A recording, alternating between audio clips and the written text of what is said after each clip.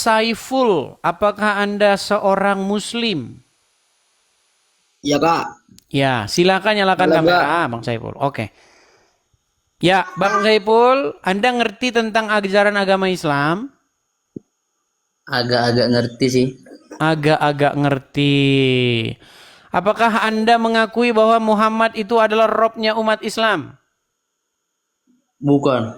Bukan. Pasti itu berasal dari orang yang agak-agak ngerti. Setiap orang yang mengatakan Muhammad bukan robnya orang Islam, pasti jawabannya agak-agak ngerti. Kalau ngerti, dia jawab iya. Kak boleh nanya kak? Silakan.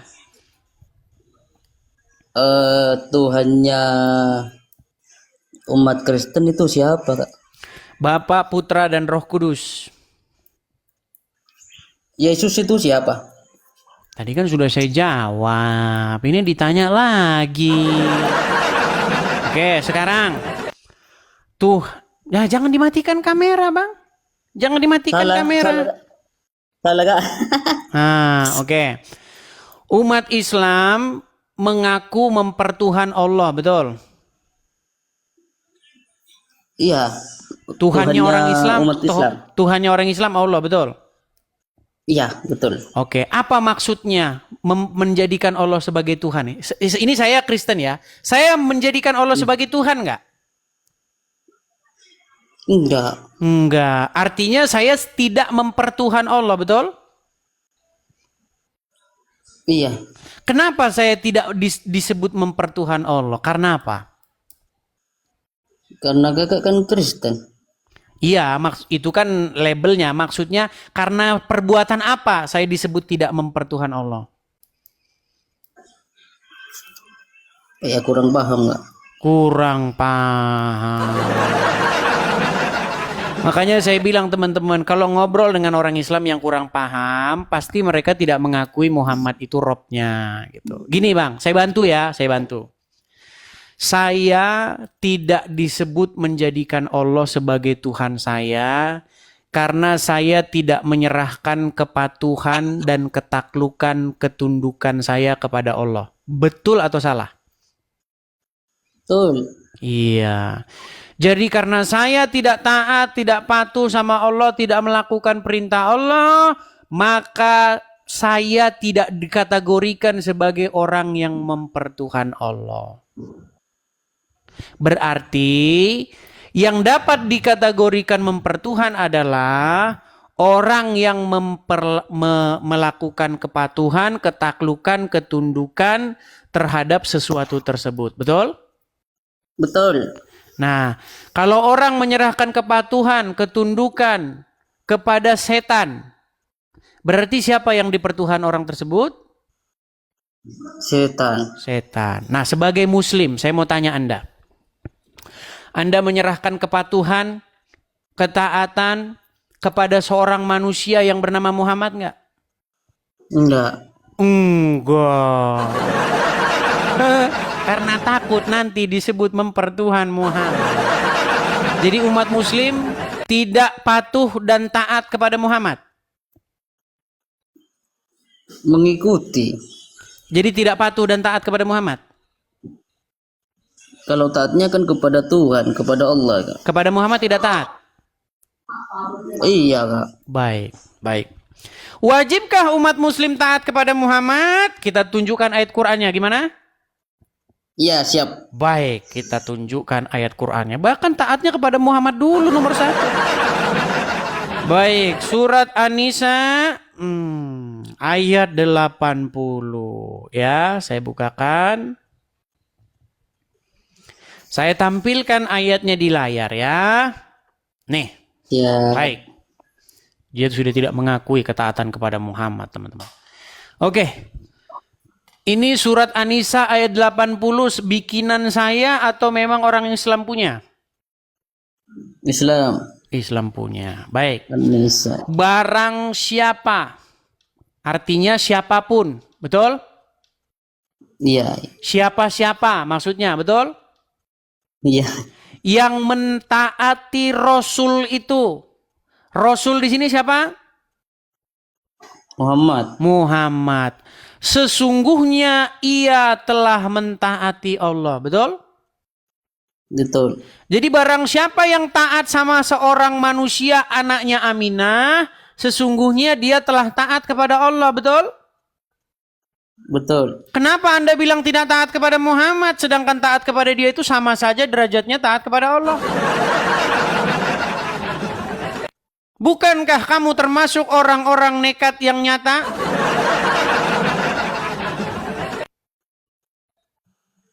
Lihat nih, jika Anda taat sama anaknya Aminah, itu sama saja Anda telah taat kepada Allah. Barang siapa yang berpaling, maka kami tidak mengutusmu untuk menjadi pemelihara bagi mereka. Nih, jadi kalau Anda taat kepada Muhammad, sejatinya Anda itu taatnya sama Allah. Kalau Muhammad bilang, "Hei Saiful, serahkan istrimu kepadaku," harus kau laksanakan gak? Harus kau laksanakan gak? Iya, Kak. Harus kamu melaksanakan perintah Muhammad. Dia mencontoh itu, Kak. Iya. Nih, saya tunjukkan lagi ayatnya. Banyak ayatnya, Bang ya. An-Nur ayat ke-24. Saya bacakan. Oh, bukan An-Nur 24. Sebentar ya. Nih, kita tampilkan ayatnya. Di dalam Quran surat, sebentar ya, sabar. Nih, pelan ya Bang ya. An-Nur ayat 51. Ya. An-Nur 51.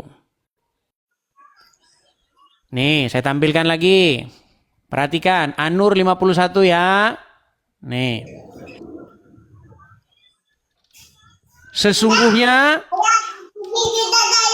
Sesungguhnya jawaban orang-orang mukmin bila mereka dipanggil kepada Allah dan Rasul-Nya agar menghukum, mengadili di antara mereka adalah ucapan? Apa ucapan dari seorang muslim kalau sudah bertemu dengan Allah dan Muhammad? Sami'na wa to'na. Aduh, abang ini muslim.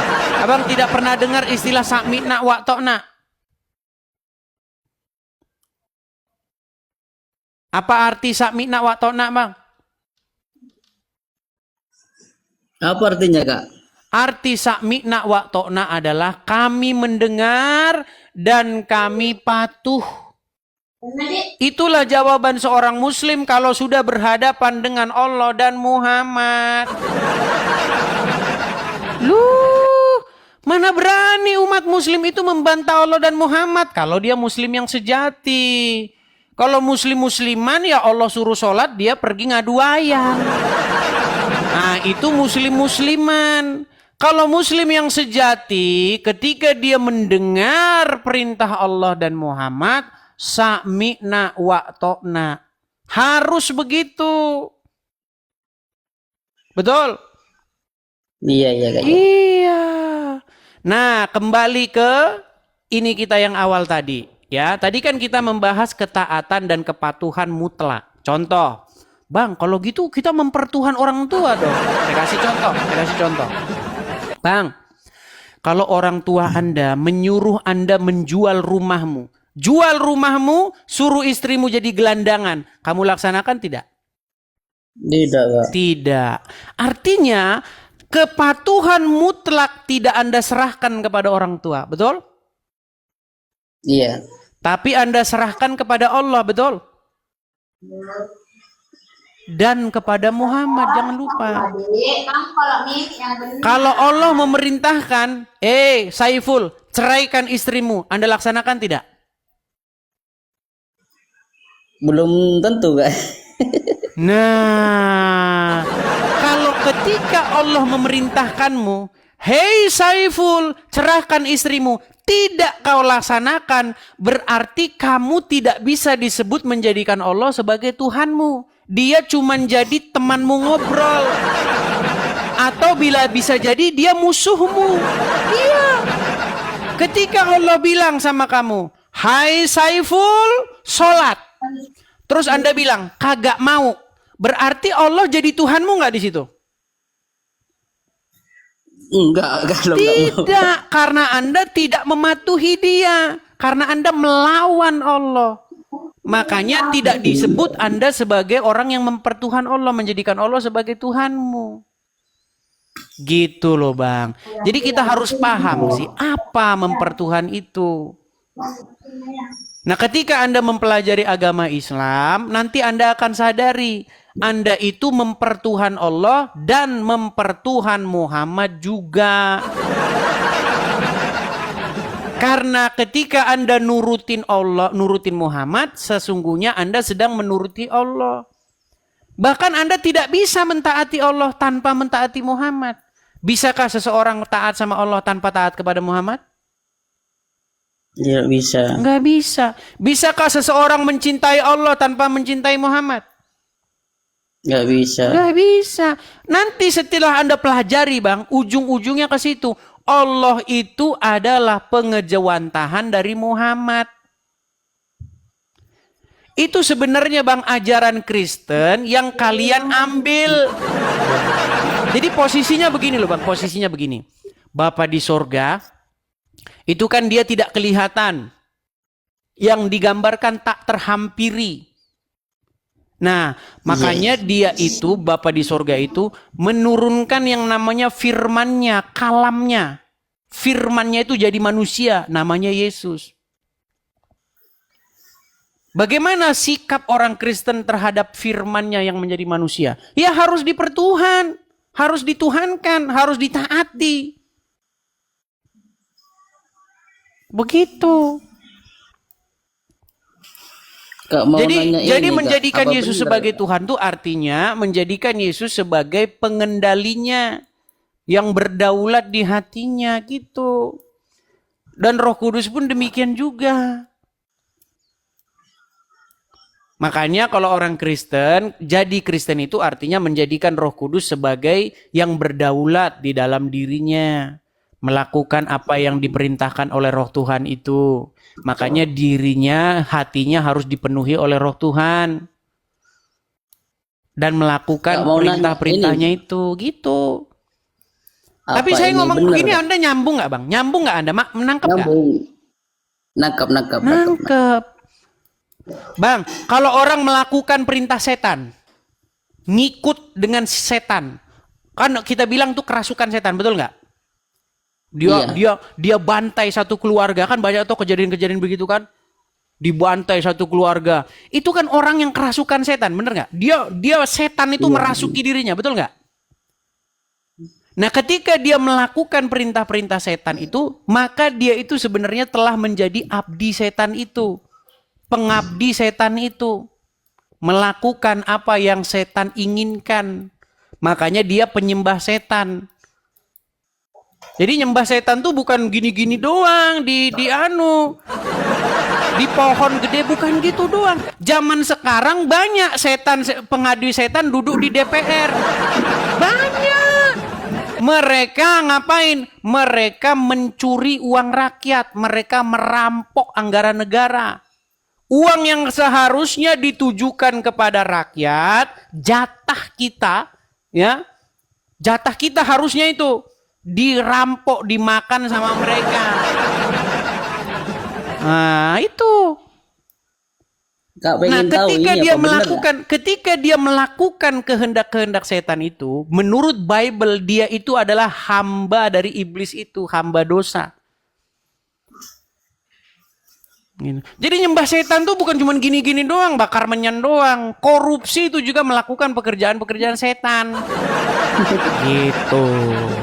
Makanya kita memang Bang pemahaman agama itu ada tahap dasar, tahap 0, tahap menengah, tahap tinggi. Gitu loh Bang. Orang yang hatinya dikuasai Roh Tuhan, dia melangkah. Kemana dia melangkah? Ketika hatinya dikuasai oleh Tuhan. Kemana tangannya diulurkan? Ke tempatnya. Ketika roh Tuhan ada di hatinya, dia ambil yang haknya dia. Dia ambil yang makanan dia. Dia nggak ngambil makanan orang. Tapi karena hatinya dikuasai setan, dia ambil makanan orang. Jatahnya orang diambil. Gitu bang. Jadi makanya apa tujuan Bible itu? Dikatakan bahwa hendaklah supaya kita ini menjadi rumah Tuhan, hati kita ini menjadi baitnya yang kudus, kita ini menjadi rumahnya. Jadi supaya Tuhan itu tinggal di hati kita, ketika Tuhan tinggal di hati kita, kita melakukan apa yang Dia perintahkan, mengasihi sesama manusia, ya kan? Iya. Betul nggak? Tapi kalau firman-Nya Allah yang menguasai diri Anda, apa bisa Anda mengasihi sesama manusia? Ketika Anda jadi muslim, Bang, ketika Allah berdaulat di dalam hatimu, ya, dan tentu saja Muhammad yang memerintah hidupmu, kalau ketemu dengan orang Wahyudi, ketemu orang Nasrani, apa yang harus Anda lakukan? Bilang salam Kak. Oh, kebalikannya. Jangan mengucapkan salam kepada Wahyudi dan Nasrani. Bahkan kamu disuruh mendesak mereka, persempit jalan mereka. Itu yang harus Anda lakukan ketika Allah berdaulat di dalam hatimu. Dibilang saya fitnah, bukan fitnah. Itu ajaran agama Islam. Perangilah orang-orang yang tidak beriman kepada Allah. Pancunglah ini mereka dimanapun kamu jumpai mereka.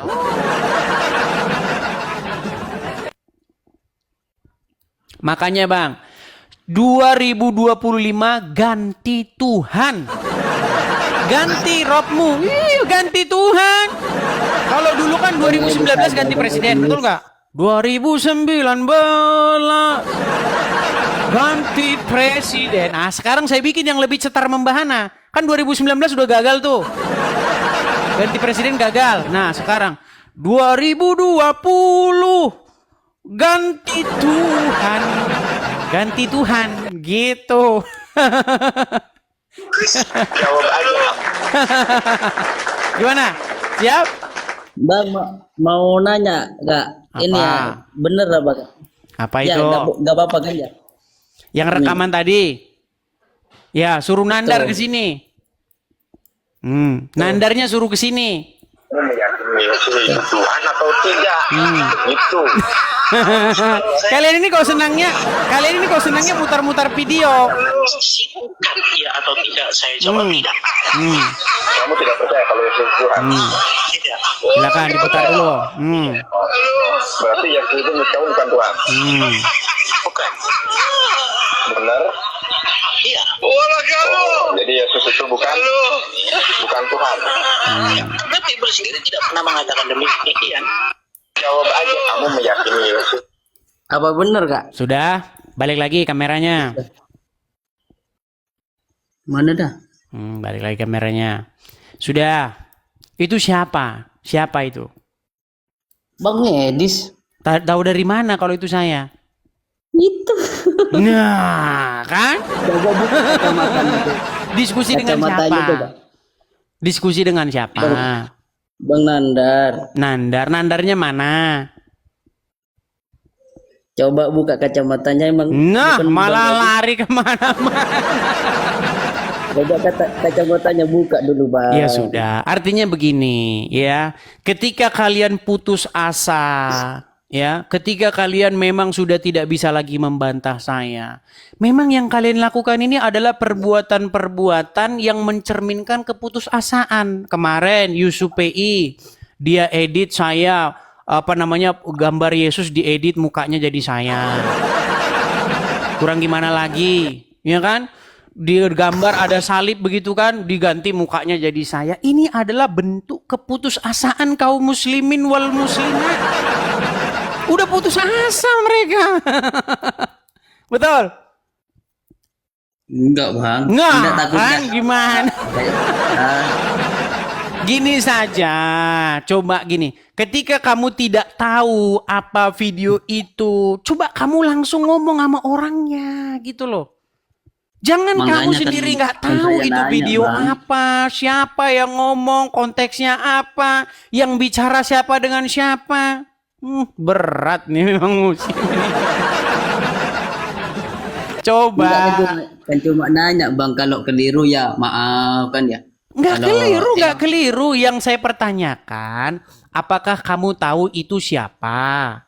Dan lawan bicaranya siapa? Ini Bang di sini. Dengan siapa? Di sini sama Nandar. Nandar. Lagi bicarain apa? Nanya Tuhannya. Nanya Tuhan. Konteksnya di gimana itu? Cuman segini, Iya, kalau cuma segitu ya makanya jangan sok tahu. Jangan sok tahu begitu. Itu sama saja ketika saya lagi ngobrol dengan Yusuf PI. Yusuf PI, apakah Muhammad itu Rob? Dia bilang iya. Apa arti Rob itu? Tuhan. Tuhan. Yusuf PI mengakui nggak bahwa Muhammad itu Rob?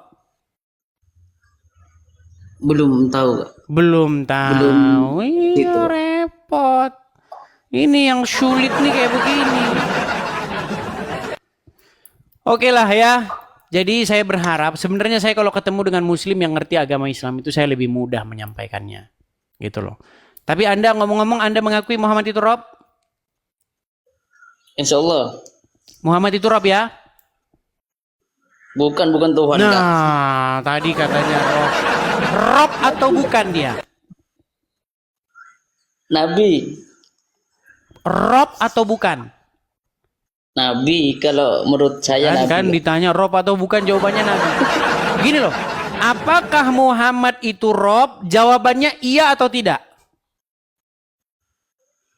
Arti dari Rob Nah itu, jawab singkat aja. Jawab singkat, Muhammad itu Rob atau tidak? enggak, arti dari Rob apa itu Kak?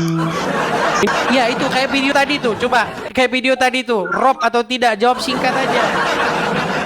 Ayo silakan. Kita kasih ada Dimas Syahputra. Ayo, Dimas Syahputra. Iya, on off ada saklarnya. Ya, Dimas Syahputra, silakan nyalakan kamera.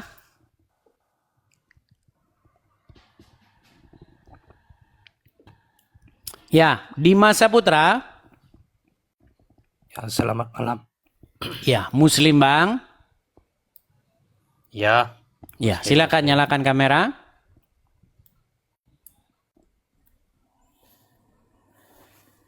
mati lampu sini. Mati lampu. Bang, kenapa orang Islam mengikuti ajaran Muhammad boleh berdusta? Siapa yang berdusta? Muhammad membolehkan umat Islam berdusta enggak? Kenapa? Muhammad membolehkan umat Muslim berdusta enggak? Oh, tidak. Tidak. Pantasan masih orang Islam. Oke, di bawah dulu. Di bawah dulu, tidur dulu. Ya, teman-teman sekalian ya. Teman-teman sekalian, sebenarnya begini. Diskusi kalau sama orang awam itu kita akan menjelaskan dulu dari awal sampai akhirnya. Jadi agak sedikit capek.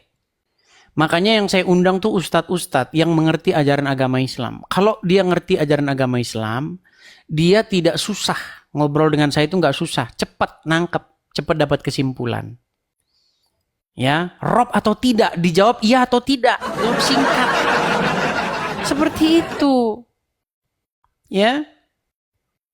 Seperti itu teman-teman ya. Nih, saya kasih Anda satu contoh ya. Ketika diskusi itu tidak dipahami konteksnya. Nih, saya kasih contoh ya. Saya kasih kalian contoh yang nyata ketika diskusi tidak dihilang atau tidak diikut sertakan konteksnya atau dihilangkan konteksnya. Perhatikan ya, perhatikan. Saya balik kamera saya. Lukas pasal yang kedua, ayat yang ke-22. Saya ajarkan kalian ya. Nih. Dan ketika genap 8 hari, ia di sini Yesus, harus disunatkan. Ia diberi nama Yesus, yaitu nama yang disebut oleh malaikat sebelum ia dikandung ibunya. Dan ketika genap waktu pentahiran, menurut hukum Taurat Musa, mereka membawa dia di sini Yesus ya, ke Yerusalem untuk menyerahkannya kepada Tuhan. Nah ini, coba ini Tuhan di sini Yesus bukan? Ya bukan, Abdul. Kata Tuhan di sini itu tidak merujuk kepada dirinya sendiri, kepada Yesus, tetapi merujuk kepada Bapa di sorga.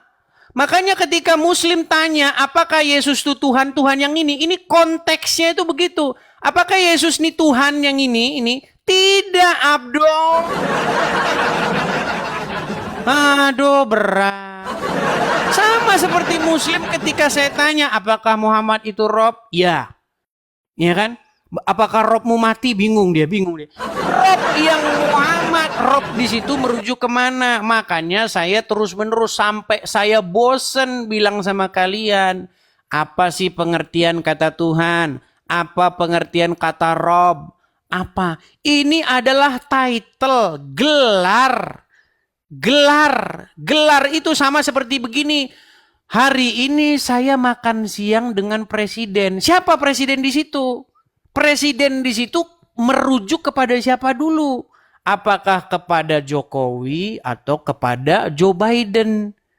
Siapa gitu loh. Nah begitu juga ketika kalian ketemu kata Rob itu sedang ditujukan kepada siapa?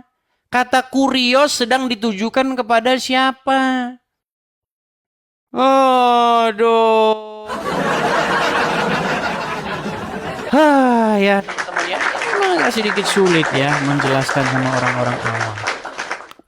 Oke lah teman-teman ya. Ini sudah jam 12:30 malam. Ya mungkin waktunya kita rehat ya teman-teman ya. Sekali lagi teman-teman.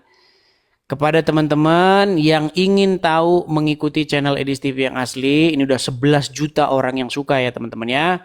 Teman-teman bisa mengikuti atau memfollow channel ini.